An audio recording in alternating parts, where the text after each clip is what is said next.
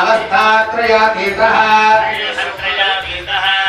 ब्रह्मात्मं विष्णुत्वं रुद्रस्त्वं इन्द्रस्त्वं अग्निस्त्वं वायुस्त्वं सूर्यस्त्वं चन्द्रमास्त्वं ब्रह्मवोद्भवः सबरो अनुस्मारः परतरः कालेन रुद्धौ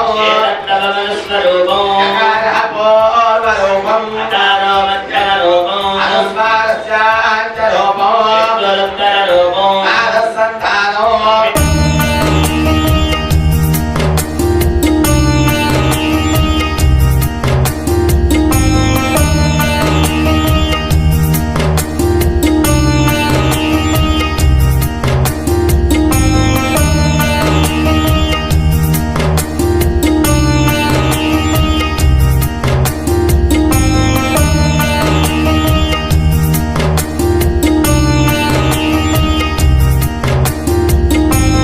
మీకు మా ఈ వీడియో కనుక నచ్చితే ప్లీజ్ మన ఛానల్ని subscribe, like and share.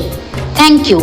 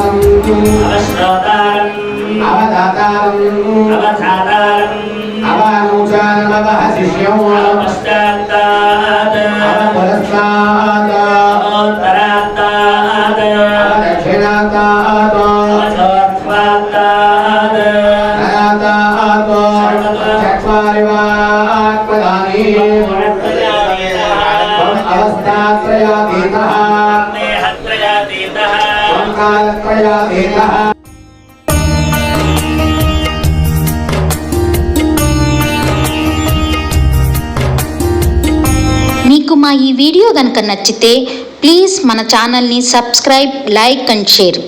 Thank you.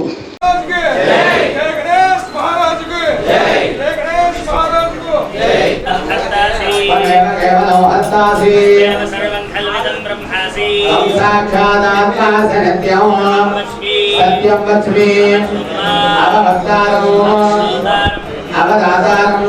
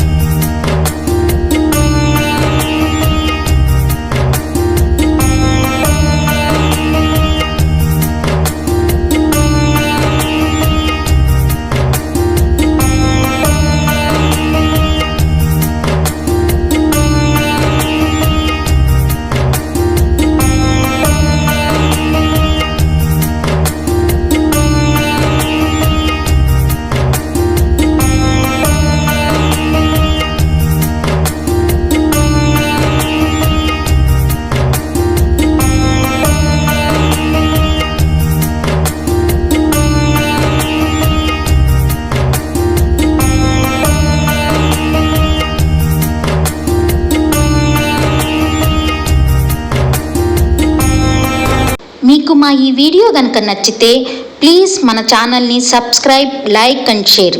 Thank you.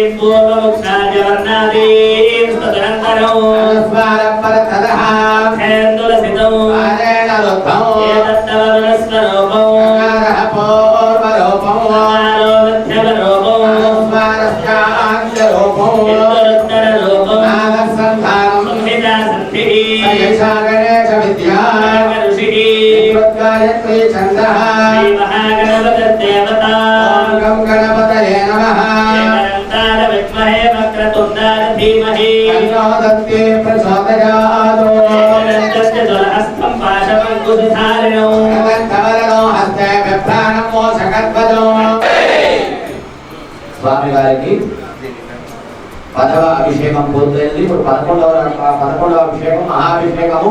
కొబ్బరి నీళ్ళతో అభిషేకం అయిన తర్వాత మహాభిషేకం జరుగుతుంది. స్వామి వారికి కొబ్బరి బోండము నీళ్ళతో అభిషేకం అయిన తర్వాత స్వామి వారికి మహాభిషేకం అవుతుంది. ఇది 11వ అభిషేకము, సంపూర్ణమైన అభిషేకము.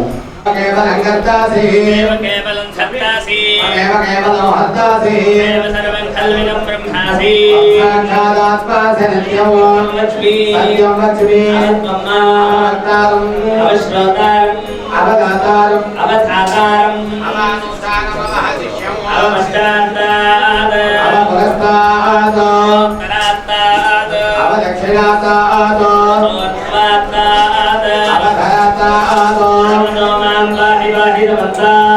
ङ्गयस्त्वं सर्वयः आनन्दमयस्त्वं ब्रह्ममयः सच्चिदानन्दात्मकैवासि प्रत्यक्षं ब्रह्मासि अज्ञानमयो विज्ञानमयोऽसि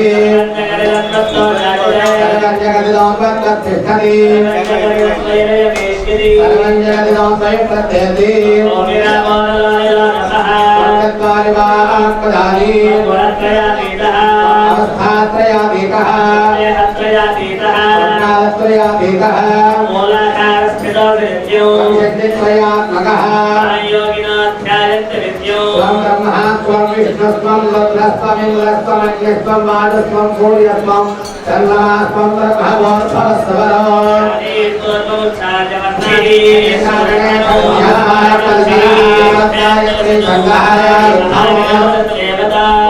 गणपतये नमः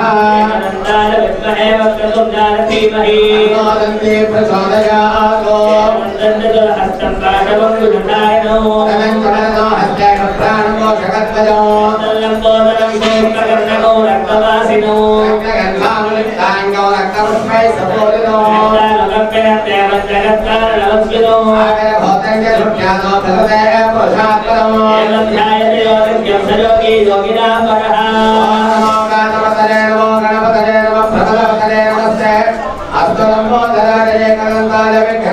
మీకు మా ఈ వీడియో కనుక నచ్చితే ప్లీజ్ మన ఛానల్ని subscribe, like and share. Thank you.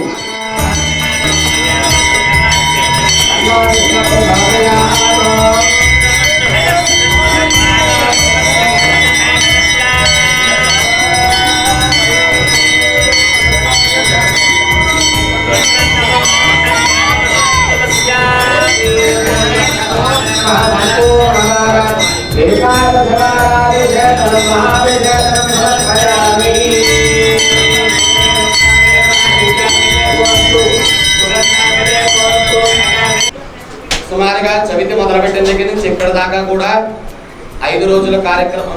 Chavithi, పంచమి, షష్ఠి, సప్తమి, అష్టమి 5 రోజులు. 5 రోజుల కార్యక్రమం అయింది.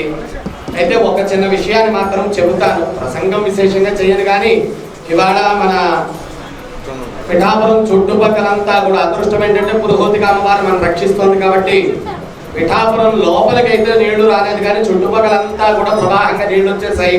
నిన్న సాయంత్రం నాకు తెలిసిన వైఎస్ఆర్ గార్డెన్స్ అంతా కూడా మోకాళ్ళ లోతు నీళ్లు వచ్చారు. మన స్వాముల్లో చాలా మంది అక్కడ ఉన్నారు. పాపం వాళ్ళు చాలా ఇబ్బంది పడుతున్నారు. ఇంట్లో పాములు కూడా వచ్చేస్తున్నాయి స్వామి అని చెప్తున్నారు. అందుకని ధైర్యంగా ఉండండి స్వామి, ఏం ప్రమాదం లేదు. మన జయ గణేశ స్వామి వారు చూసుకుంటారు. మీరు స్వతహాగా గణేష్ గుడే చాలా ఎత్తు. ఎక్కడ నుంచి మా ఇంటికి వెళ్ళేసరికి ఇంకాస్త ఎత్తు. మా ఇంట్లో సరిగ్గా నేను కొనుక్కున్న ఇల్లు అటు ఇటు మధ్య రోడ్డు ఉంటుంది, మధ్యలో మా ఇల్లు ఉంటుంది. అంటే మా ఇల్లు ఇంకా ఎత్తుగా ఉంటుంది. జై గణేష్ మహారాజ్కి. మీరు అందరికంటే కాస్త ఎత్తులో ఉన్నారు కాబట్టి మీరు ఎన్ని కబుర్లైనా చెప్తారు, స్వామి నీళ్ళలో ఉన్నవాడి పరిస్థితి మీకు ఏం తెలుస్తుంది అని. అయితే ఒకటి ఏమంటే, ఇలాంటి అనుభవం నాకు కరోనా టైంలో వచ్చింది. కరోనా విజృంభణగా ఉన్న సమయంలో, కరోనా విజృంభణ బాగా ఎక్కువగా ఉన్న సమయంలో ప్రొద్దున వెళ్ళి మేము అగ్రిమెంట్ చేయించుకొని వచ్చాము. అప్పటికే నాకు జ్వరం ఉండాలి, ఇంటి అగ్రిమెంట్ అయ్యి వచ్చింది, అప్పటికే నాకు జ్వరం ఉండాలి. టెస్ట్ కానీ వెళ్ళొస్తే మన గవర్నమెంట్ హాస్పిటల్లో కరోనా పాజిటివ్ వచ్చింది. నాకు పాజిటివ్ రాగానే ఇంటికి వచ్చేసాము. లోపల ఎక్కడ ఉన్నాము, ఈ లోపల కానీ చాలా ప్రచారం జరిగింది. ఏమంటే గురువు గారికి కరోనా వచ్చేసిందని.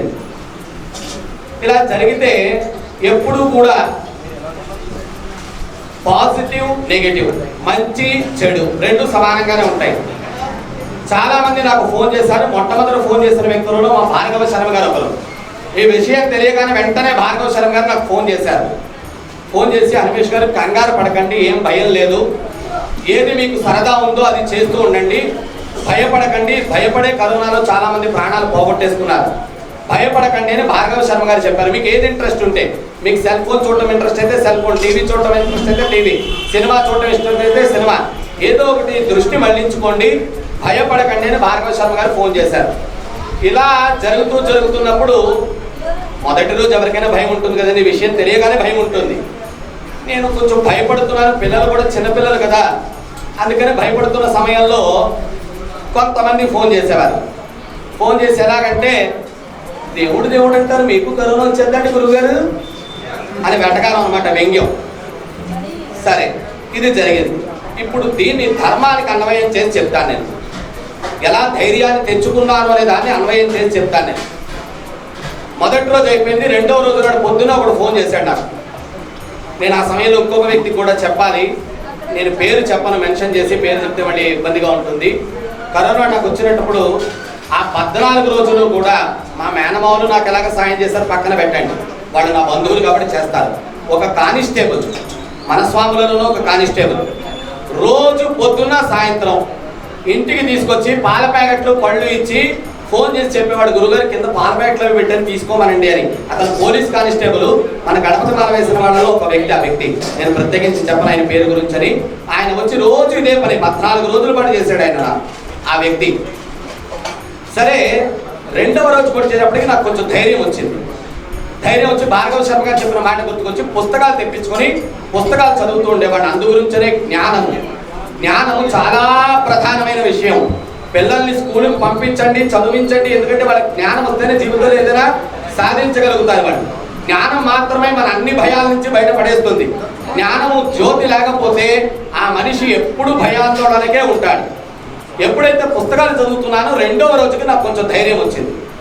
ఇది ఎలా అన్వయం చేసుకున్నాను అంటే, మనకి 4 యుగాలు, కృతయుగము, త్రేతాయుగము, ద్వాపర యుగము, కలియుగము.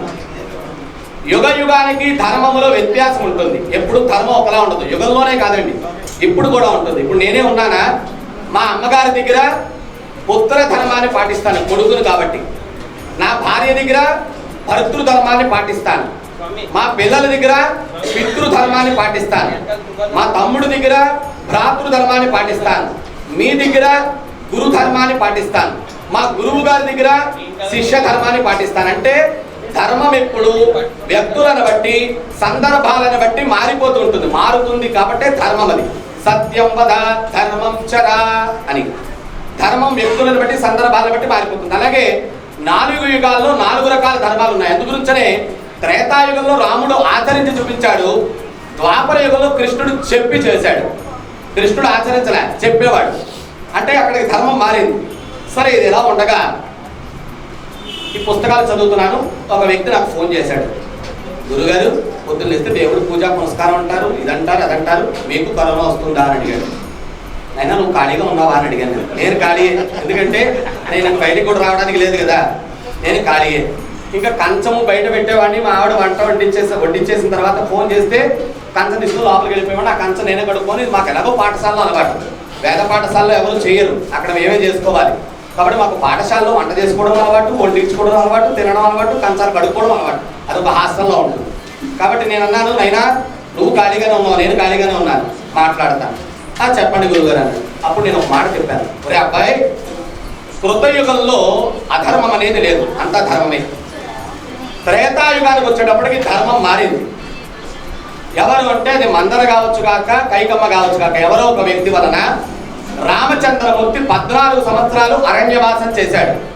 ఇది జాగ్రత్తగా పట్టుకోండి మీరు, నాకు నేను ధైర్యం ఎలా చెప్పుకున్నాను. 14 సంవత్సరాలు రామచంద్రమూర్తి అరణ్యవాసం చేశాడు. ఆ రాముణ్ణి ధర్మాత్ముడు అన్నారు. రామో విగ్రహవాన్ ధర్మ అని మారీచుడు చెప్పాడు. రాముడు పోత పోసిన ధర్మము. ఇది 14 సంవత్సరాలు రాముడు అరణ్యవాసం చేసింది. కారణము మందరం లేదా కైకమం అనుకుందాం. అక్కడి నుంచి ద్వాపర యుగానికి వచ్చేటప్పటికి ధర్మం మారింది. మారి పాండవులు 13 సంవత్సరాలు అరణ్యవాసము, 1 సంవత్సరము అజ్ఞాతవాసం. అజ్ఞాతవాసం అంటే ఎవరికి కనబడకుండా ఉండడం, అజ్ఞాతవాసం. వెలసి 14 సంవత్సరాలు. ఇది 13 + 1 14 సంవత్సరాలు. అంటే ద్వాపర యుగానికి వచ్చేటప్పటికి ధర్మం మారింది. 13 సంవత్సరాలు అరణ్యవాసము, 1 సంవత్సరం అజ్ఞాతవాసము. పాండవులు ధర్మాత్ములు అన్నారు. పాండవులు ధర్మాత్ములు కాబట్టి కృష్ణ పరమాత్మ వాళ్ళ వెనకాతల నిలబడ్డాడు. అక్కడ కారణం దుర్యోధనుడు లేదా శకుని అనుకోండి, దుర్యోధనుడు శకును. అక్కడి నుంచి కలియుగానికి వచ్చేటప్పటికి ధర్మం మారిపోయింది. అక్కడ మందర కైకమ్మ అనే క్రిములు అనుకుందాం. అక్కడి నుంచి వచ్చేటప్పటికి ద్వాపర యుగంలో దుర్యోధనుడు శకుని అనే క్రిములు అనుకుందాం. అక్కడి నుంచి కలియుగానికి వచ్చేటప్పటికి కరోనా అనే క్రిమి, ఒక రాక్షసి. కారణంగా 14 రోజులు అజ్ఞాతవాసం కదండి. ఎవరికి కనబడకుండా ఉండాలి కదా, లోపలికి ఉండాలి. 14 రోజులు, ఎందుకంటే ధర్మం మారిపోతుంది కదా, కలియుగం కదా, రోజుల లెక్కలో వచ్చేసింది. 14 రోజులు అజ్ఞాతవాసం. అరణ్యవాసం ద్వాపరంలోకి వచ్చేసరికి అరణ్య అజ్ఞాతవాసం, కలియుగంలోకి వచ్చేసరికి అజ్ఞాతవాసం. ఎవరికి కనబడకుండా ఉండడం 14 రోజులు. మనం కరోనా వచ్చినప్పుడు తెలుసు కదా, అందరికీ 14 రోజులు లోపల ఉంచేవారు క్వారంటైన్. అలా 14 రోజులు అజ్ఞాతవాసం. నేను చెప్పాను, ఒరే ద్వాపర యుగంలో త్రేతాయుగంలో రాముడు 14 సంవత్సరాలు అరణ్యవాసం చేసి ఆయన ధర్మాత్ముడైతే, ద్వాపర యుగంలో 13 అరణ్యవాసము, 1 సంవత్సరం అజ్ఞాతవాసం చేసిన పాండవులు ధర్మాత్ముడైతే, 14 రోజులు అజ్ఞాతవాసం చేస్తున్న నేను ధర్మాత్ముడనే. ఎవడికి కరోనా రాలేదో, ఎవడు 14 రోజులు అజ్ఞాతవాసం చేయలేదో వాడే అధర్మాత్ముడు. నేను అధర్మాత్ముడిని కాదు, నేను ధర్మాత్ముడిని. భగవంతుడు నన్ను పరీక్ష చేయడానికే ప్రత్యేకించి ఈ వ్యాధిని నాలో ప్రవేశించాడు. అదృష్టం ఏమంటే నన్ను చాలా గట్టిగా గుద్దుకుంది. ఇంటి యజమాని కదా, నాకు చాలా గట్టిగా తగిలింది. అదృష్టం ఏంటంటే నన్ను ఒక్కడిని గుద్దుకుని ఆగిపోయింది. మా ఇంట్లో పెద్దవాడు ఉన్నారు, మా అమ్మగారు, మా అమ్మమ్మ గారు, వీళ్ళందరూ 80 దాటేసిన వాడు ఉన్నారు, చంటి పిల్లలు ఉన్నారు, చిన్న పిల్లలు ఉన్నారు. ఎవ్వరికి అటాక్ అవ్వలేదు, నాకు మాత్రం చాలా గట్టిగా. మరి ఇంటి యజమాని అంటే అదే కదండి, ఏదొచ్చినా తన వరకునే వచ్చి ఆగాలి, తన దాటి ఇంట్లోకి వెళ్ళకూడదు. అలా వెళ్ళగలిగిన నాడు తను ఉండకూడదు. అందుకని ఇంటి యజమానిగా ఉన్నాను కదా, నన్ను ఒక్కడిని తగులుకొని ఆగిపోయింది. కాబట్టి ప్రత్యేకించి నేను చెప్పేది, ఆ రోజు నాకు నేను చెప్పుకున్న ధైర్యం, ఏం పర్వాలేదు, మనం ధర్మాత్మలమే, భగవంతుడు మన అనుగ్రహం చేస్తాడు, రక్షిస్తాడు అన్న ధైర్యంతో. ప్రత్యేకించి ఇంట్లో శాలిగ్రామాలు తెలుసు కదండి మీకు, నల్లగా ఉంటాయి. అవి ఎక్కువ ఉంటే విజయవాడలో నేను ఎవరో ఇంటికి వెళ్ళినప్పుడు అక్కడ ఒక పండితుడు వచ్చి చెప్పాట, అయ్యే బాబా మీ ఇంట్లో ఎన్ని శాలిగ్రామాలు ఉన్నాయేమిటయ్యా, ఇన్ని శాలిగ్రామాలు మీ ఇంట్లో ఉండకూడదు, తీసుకెళ్ళి ఏ మఠంలో ఇచ్చే, లేకపోతే నాకు ఇచ్చే, నేను తీసుకెళ్ళిపోతానని చెప్పాట. తినే అంటే ఆయన పట్టుకెళ్ళిపోదామని. నేను అన్నాను, శాలిగ్రామాలు ఏమిటయ్యా అని అడిగాను. శాలిగ్రామ శిలాయాంతో నిత్యం సన్నిహిత కలిహి భీమసేన మహాభావ దయాపూతన గురు శాలిగ్రామ శిలాచక్రే పాపహారి విశేషత జతు జన్మకృత పాపానం ప్రాయశ్చిత్తం తినేదినే. విగ్రహం ఉందండి, ఇప్పుడు మన స్వామివారి విగ్రహం, దాంట్లోకి ప్రతిరోజు ఆవాహన చేస్తాం. మనం అర్చక స్వామి వారు రోజు ఆవాహన చేయాలి, ఎందుకంటే సన్నిధానం వెళ్ళిపోతూ ఉంటుంది. రాత్రి ఆలయ ద్వారాలు మూసేసిన తర్వాత నా దగ్గర విఐపి కాగితం ఉందండి, ఒకసారి మళ్ళీ తలుపు తీయండి, దేవుడు దర్శనం చేసుకుని ఎట్టి పరిస్థితులు చేయకూడదు. ఎందుకు తెలుసా అండి, రాత్రి ఆలయ ఏకాంత సేవ అయ్యి ఆలయ ద్వారాలు మూసేసిన తర్వాత రాక్షసులు వచ్చి పూజ చేస్తారు దేవుడు. రాత్రి తెల్లవారు రాక్షసులు పూజ చేస్తారు. అందుచేత మనం మళ్ళీ ఆలయ ద్వారాలు రాత్రి ఒకసారి మూసేసిన తర్వాత నేనేదో పెద్ద పలుకుబడి ఉన్నవాడిని, నేను రికమెండ్ చేసి తీయిస్తాను అని ఎట్టి పరిస్థితుల్లో తీయించకూడదు, దానివల్ల ఇబ్బందులు వస్తాయి. ఉదయం తెల్లవారుజామున దేవతలు వచ్చి పూజ చేస్తారు. దేవతలు అయిన తర్వాత మనం పూజ చేస్తాం. తర్వాత 3వ దగ్గర మనం పూజ చేస్తాం, మనుషులందరూ కూడా పూజ చేస్తాం. అందుకని ప్రతిరోజు విగ్రహాల్లోకి ఒక్కొక్కళ్ళు ఒక్కొక్క సాంప్రదాయంలో ఆవాహన చేస్తారు. రాక్షసులు ఆవాహన చేస్తారు, దేవతలు ఆవాహన చేస్తారు, మనము ఆవాహన చేస్తాము.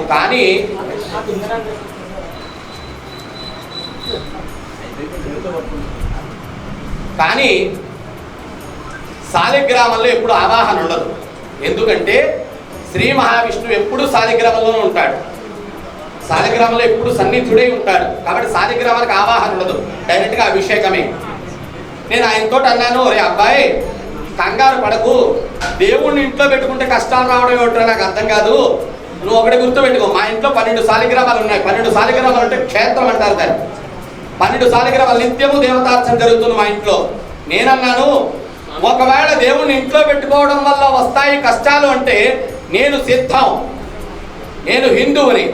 నా ఇంట్లో దేవుడు ఉండడం వల్ల ఒకవేళ కష్టాలు వస్తాయంటే రాని, నేను దానికి సిద్ధంగానే ఉన్నాను. అంతేగాని కష్టాలు వస్తాయి కదా అని చెప్పి దేవుడిని తీసుకుని వెళ్ళి సుఖం వచ్చినా కష్టం వచ్చినా మధ్యలోకం అంటే అదేనండి.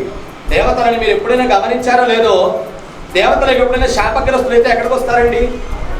దేవుడిని దేవతలు ఎవరైనా శపించారు అనుకోండి, శపించగానే భూమి మీదకి వస్తారు, వాళ్ళు భూలోకంలోకి వస్తారు. అంటే భూలోకంలోకి వస్తారంటే దాని అర్థం ఏమిటి? పనిష్మెంట్కే కదా ఇక్కడికి వస్తున్నారు. ఓకే, దానికి మేము సిద్ధంగానే ఉన్నాం. మాకు సుఖం ఉంటుంది, కష్టం ఉంటుంది. సుఖానికి సిద్ధంగానే ఉన్నాం, కష్టం వచ్చినా సిద్ధంగానే ఉన్నాం. కాకపోతే దేవతలు ఎప్పుడైనా సరే భూమి మీదకి రావగానే, అది అవతార రూపం ఏదైనా సరే, నేను చిన్న ఉదాహరణ మీకు చెప్పి ముగించేస్తాను.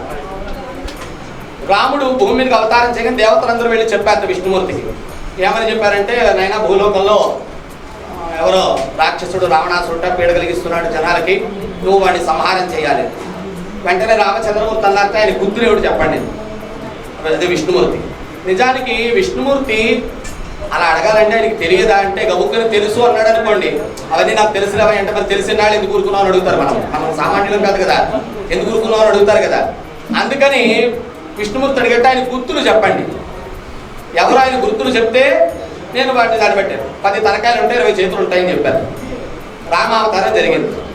లక్ష్మణుడికి అలాగే చెప్పాట, శేషుడికి, ఆదిశేషుడికి. శూర్పణఖను రాక్షసుందయ్యా, ఆవిడని సంహారం చేయాలి, ఆవిడ ముక్కు చెవులు కోసేయాలని. అలాగే అన్నారు. భూమి మీద అవతారం చేయగానే అన్నప్రాసనకి మనం పిల్లలు వస్తువులు ముట్టిస్తాం కదండి. ఏదో కత్తి ముట్టుకుంటే పెద్ద భయపడిపోతారు. కత్తి ముట్టుకుంటే ఏం ప్రమాదం కాదండి, వీరత్వాన్ని పొందుతారు వాళ్ళు. భారతదేశం యొక్క సరిహద్దుల్లో నిలబడి దేశం కోసం పోరాడతారు వాళ్ళు. కత్తి ముట్టుకుంటే ఏం ప్రమాదం ఏం కాదని అలా వస్తువులు ముట్టిస్తాం కదా.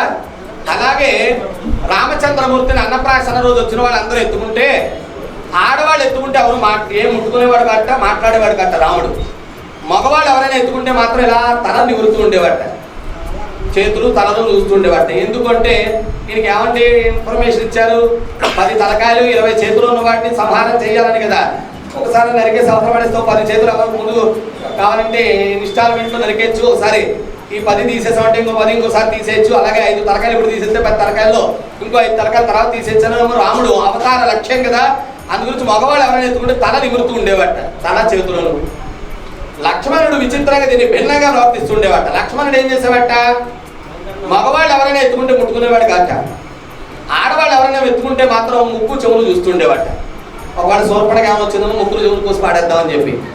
అంటే దీని అవతార లక్ష్యం ఏమి అంటే, వాళ్ళకి ఆ పని అయిపోతే వాళ్ళు మళ్ళీ రిటర్న్ వైకుంఠానికి వెళ్ళిపోతారు. భూమి మీద ఎక్కువ కాలం ఉండడానికి ఇష్టపడరు, అందుకని మళ్ళీ వెనక్కి వెళ్ళిపోతారు. అంటే దీని అర్థం ఏమి అంటే, కష్టము సుఖము అనేది మనకి ఎప్పుడూ వస్తూనే ఉంటుంది. సుఖానికి ఎంత సంతోషాన్ని అనుభవిస్తున్నామో కష్టానికి కూడా అంత సంతోషాన్ని అనుభవించాలి. దీన్ని స్థిత ప్రజ్ఞత అంటారు. కృష్ణ పరమాత్మ చెప్తాడు భగవద్గీతలో, స్థిత ప్రజ్ఞత కలిగి ఉండాలి. అది వచ్చినా తీసుకోగలగాలి, ఇది వచ్చినా తీసుకోగలగాలి. మీరు ఇలా చెప్తున్నారు కదా, మీరు తీసుకుంటున్నారు గురువు గారు అంటే నేను ప్రయత్నం చేస్తున్నాను. ఎవరికైనా ఇది కష్టమే, చెప్పేసినంత ప్రసంగంలో చెప్పేసినంత సులభం కాదు. రెండింటిని తీసుకోవడం చాలా కష్టం, అది ఇది కూడా. కానీ రెండింటిని తీసుకుని స్థితప్రజ్ఞతగా ఎవడు నిలబడతాడో వాడు శాశ్వతమైనటువంటి విష్ణు సాన్నిధ్యాన్ని, శివ సాన్నిధ్యాన్ని పొందుతాడు. కావున ధైర్యంగా ఉండండి, ఏమీ భయం లేదు.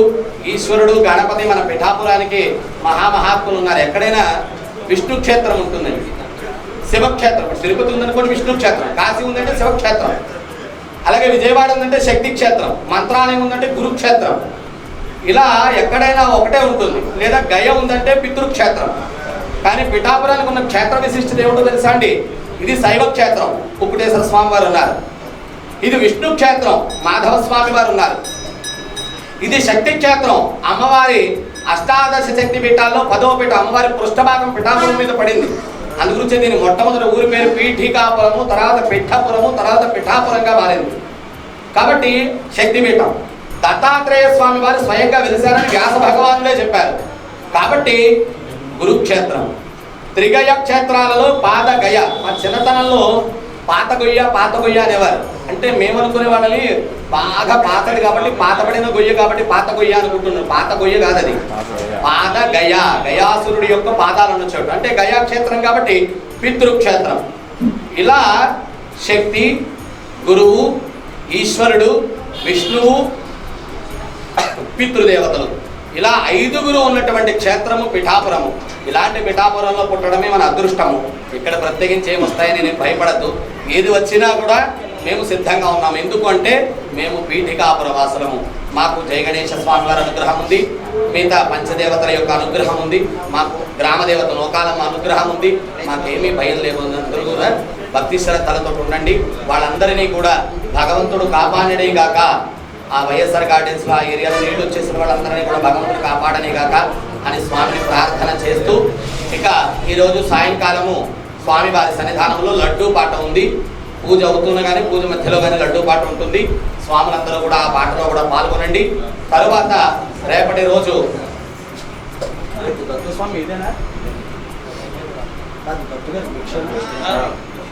రేపు మళ్ళీ చెప్తున్నాను, కమ్మిడిపేట దత్తుస్వామి ఇంట్లో రేపు భిక్షా స్వాములందరికీ కూడాను.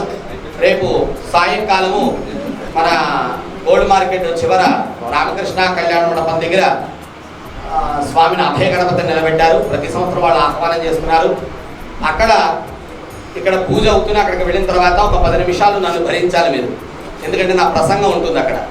నా ప్రసంగం అయిన తర్వాత అప్పుడు వడి ప్రారంభం అవుతుంది. కాబట్టి ఆ ప్రసంగానికి వడికి కూడా రేపటి రోజు సాయంకాలం ఏర్పాటు చేయడం జరిగినది. అలాగే 15వ తారీఖున ఇరుముడి కార్యక్రమం ఉంది. ఆ ఇరుముడి కావలసిన సామాగ్రి అంతా కూడా మీరు అర్చక స్వామి గారిని అడిగి తీసుకోండి. ఆ రోజు అన్న సంతర్పణ జరుగుతుంది. స్వాములందరికీ, స్వాముల కుటుంబ సభ్యులకి, మిత్రులకి, వచ్చిన భక్తులకి అందరికీ కూడా సంతర్పణ అనేది జరుగుతుంది. స్వామివారి నివేదన చేయబడిన ప్రసాదం బయటకు వస్తుంది. కాబట్టి దానికి ఎవరైనా సరే ధన రూపేణా కానీ వస్తు రూపేణా కానీ సహాయం చేసేటువంటి వారు మన లావణ్య నాగేశ్వరరావు స్వామి గారికి కానీ కిబిక్ శ్రీన్ స్వామి గారికి కానీ మీరు అప్పచెప్తే ఒకసారి వాళ్ళ గురించి అనౌన్స్ చేసి వాళ్ళ పేరు మీద ఆ రోజు సంతర్పణ కార్యక్రమం జరుగుతుంది. కాబట్టి దానికి అందరూ కూడా సహాయ సహకారాలు అందించాలి. ఎందుకంటే ఇంటికి ఒక మాల, ఇంటికి ఒక పువ్వు ఈశ్వరుడికి ఒక మాల అయిపోతుంది. నా శక్తి కొలది ఒక పువ్వు ఇస్తే అలా పువ్వులు గుచ్చగా దేవుడికి ఒక దండ అయిపోతుంది. కాబట్టి అందించండి. అవి మన స్వామి వారి వినియోగానికి వాడతారు. గణనీయాయ నమః, గణాయ నమః, కన్యాయ నమః, గణనాతీత సద్గుణాయ నమః, గగనాధిక సూర్యాయ నమః, గంగాసుతాయ నమః, గంధసింధుర బృందగాయ నమః, గంధాదిపూజితాయ నమః,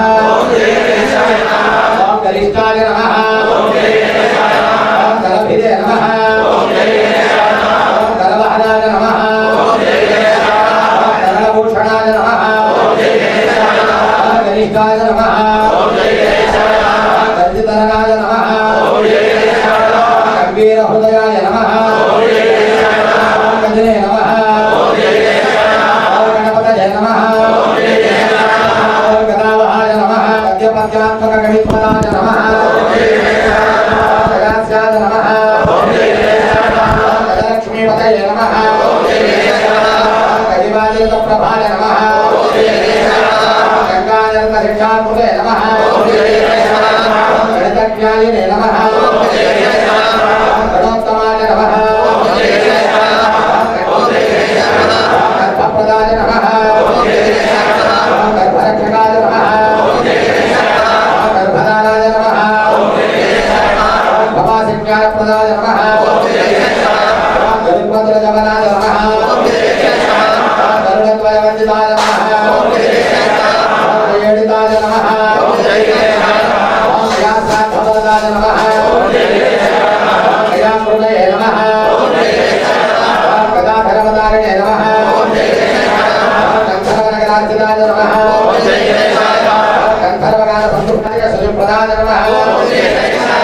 గణాధీత విద్యాశ్రియాయ నమః కళాయుషద్రాయకాయ నమః గణేశాయ నమః సుముఖాయ నమః ఏకదంతాయ నమః కపిలాయ నమః గజకర్ణికాయ నమః లంబోదరాయ నమః వెంకటాయ నమః.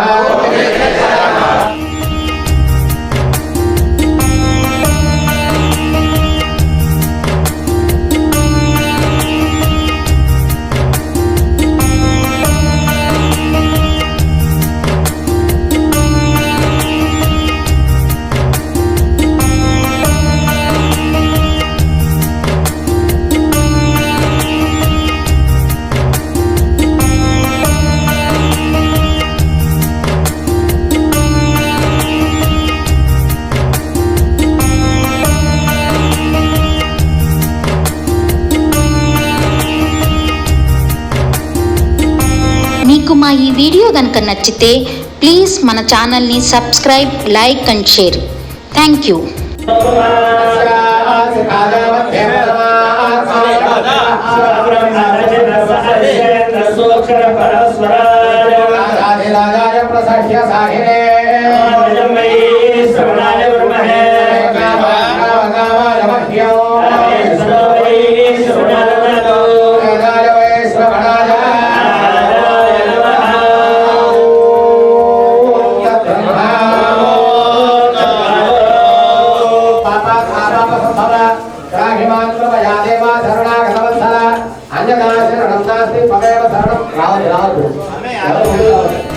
నేను మంత్రం మధ్యలో ఆపేసి మీకు చెప్పాలి మళ్ళీ అందులో ముందు చెప్పాను.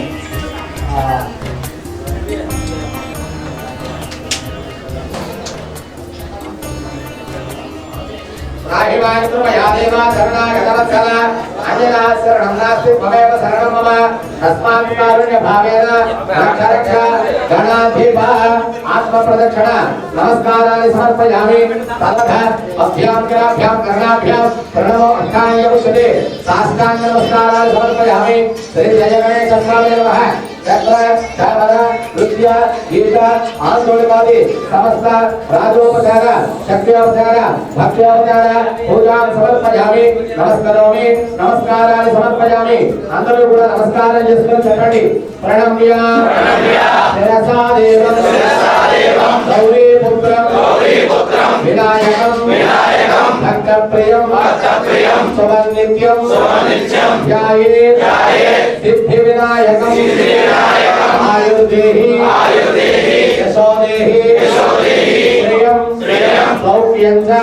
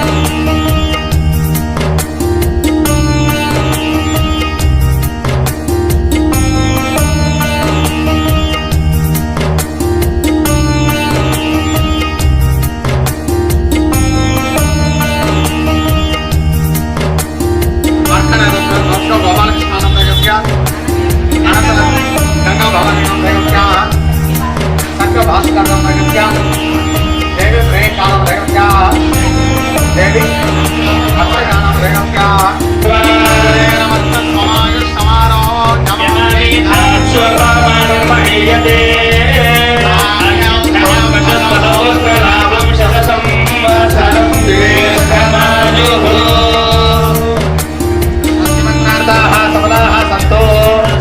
వేదోక్తం పరిపూర్ణమాయుష్యమస్తు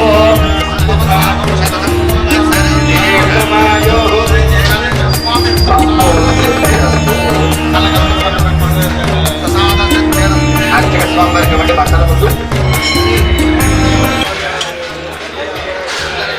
పెట్టిన కాళ్ళకి శతమానం భవతి శతాని పురుష సతేంద్రియ ఆయుషేంద్రియ ప్రతిష్టతి. అలాగే దేవస్థాన ఋతువేద వేద పండితులు శ్రీ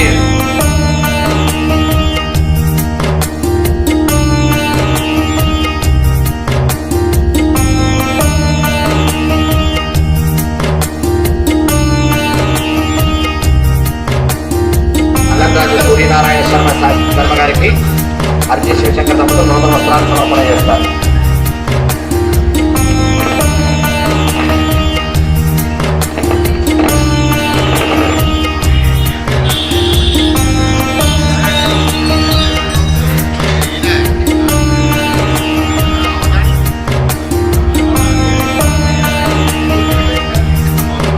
ఈ 11 రోజులు దీక్షలో స్వామివారి అభిషేక రచనాది కార్యక్రమాలను నిర్వహిస్తున్నటువంటి బ్రహ్మశ్రీ బమడివాడి సూర్యనారాయణ స్వామి గారికి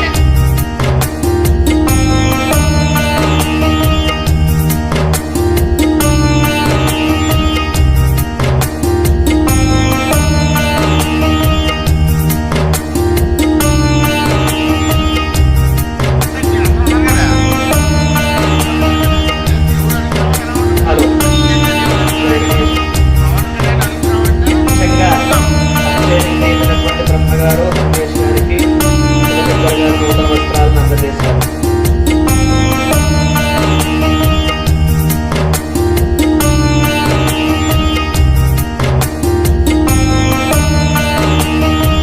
మీకు మా ఈ వీడియో కనుక నచ్చితే ప్లీజ్ మన ఛానల్ని subscribe, like and share. Thank you.